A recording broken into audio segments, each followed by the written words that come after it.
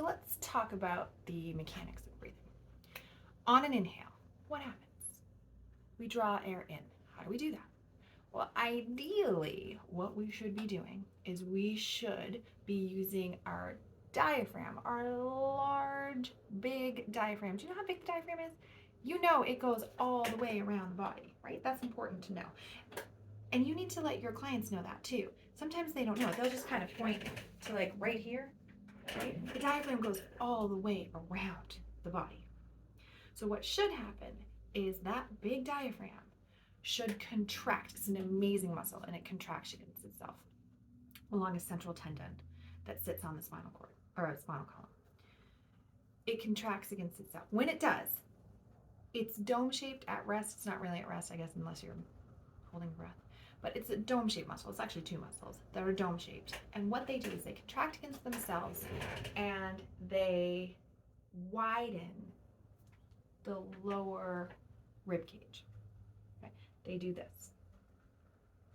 Now, ideally, that air is coming in through your nose. Y'all know that, right?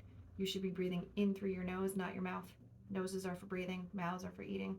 There'll be a little bit more about that later on. So, again, on that inhale, we are contracting our diaphragm. We are taking that dome-shaped muscle and we are contracting it.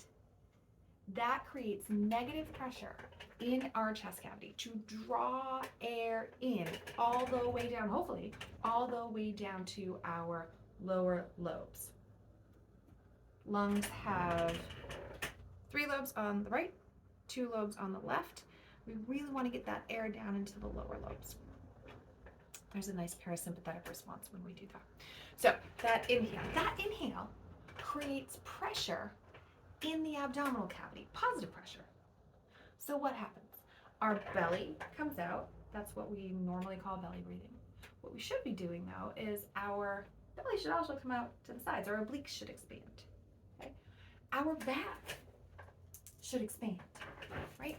Everything should be widening when we have our diaphragm pushing down. Okay? That pressure is pushing on our guts. Those guts are going out, they're going to the side, they're also going down into the pelvic floor. On an exhale, what happens is the diaphragm starts to come up in an eccentric lengthening. Okay, go back to muscle physiology. That's an eccentric lengthening of the diaphragm. That creates negative pressure in the abdominal cavity, kind of sucking up everything like this. All of your abdominal muscles, your back muscles, your pelvic floor muscles, they're also starting to contract to help everything kind of move in with that negative pressure. And that negative pressure then forces the air out of our lungs. That's how we should be breathing.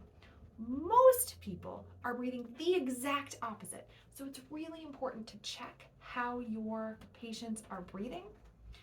And we have some videos of that later on, how you can check and then kind of address and fix how your patients are breathing.